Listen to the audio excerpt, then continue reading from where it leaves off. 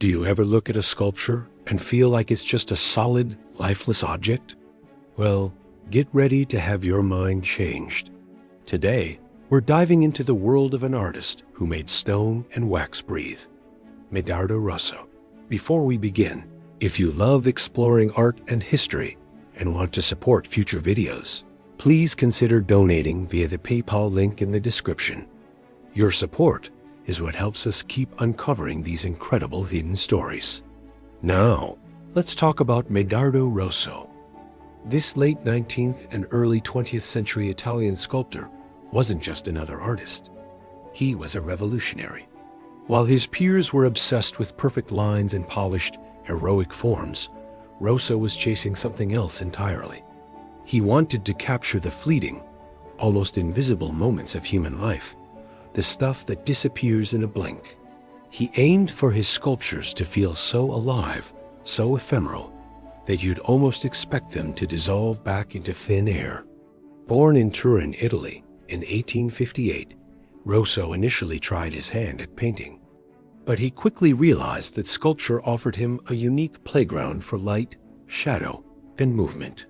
This is why his work is often compared to Impressionist paintings. Think of Monet's haystacks or Renoir's blurry, sun-dappled scenes. Rosso was doing the same thing, but in 3 dimensions. He wasn't sculpting objects. He was sculpting impressions.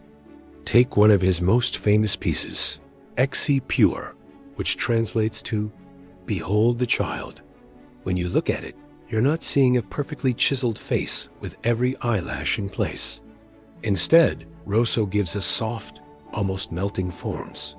The child's face seems to emerge from the material itself, and your perception of it changes completely, depending on where you stand or how the light hits it. It's a sculpture that lives and breathes with you, constantly shifting before your eyes. It's pure magic. Rosso's choice of materials was just as radical. He loved working with wax, plaster, and bronze, often leaving the surfaces rough and unfinished. This wasn't laziness. It was intentional. He wanted you to feel the sculpture, not just see it. These tactile surfaces draw you in, making you feel the pulse of life captured within the material. A stark contrast to the cold, distant perfection of traditional statues.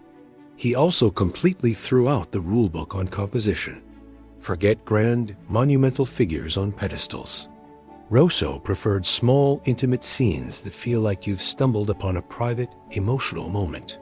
He was a master of capturing human vulnerability, tenderness, and those quiet, unguarded expressions.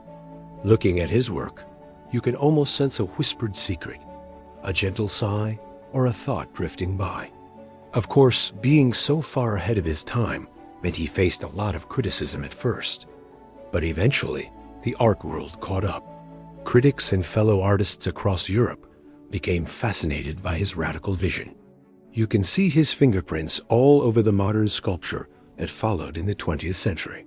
His incredible ability to freeze a fleeting moment in time continues to inspire artists today. Ultimately, Rosso's legacy is a powerful reminder that art isn't just about technical skill or creating a perfect copy of reality. It's about experience, perception, and raw emotion. Each of his sculptures is an invitation to slow down, to look closer, and to witness something beautiful and transcendent. He masterfully bridged the gap between the physical world and the intangible feelings that define our lives, showing us the profound beauty in things that don't last forever. So, Medardo Rosso wasn't just sculpting figures. He was sculpting light, air, and emotion. His delicate yet powerful works challenge us to see the world differently, to find wonder in the moments that are here one second and gone the next. If you enjoyed this journey into the mind of a master and want to help us create more videos exploring amazing artists and their stories, please don't forget to check the PayPal link in the description. Every single donation helps us keep the magic of art alive for everyone. Thanks for watching, and I'll see you in the next one.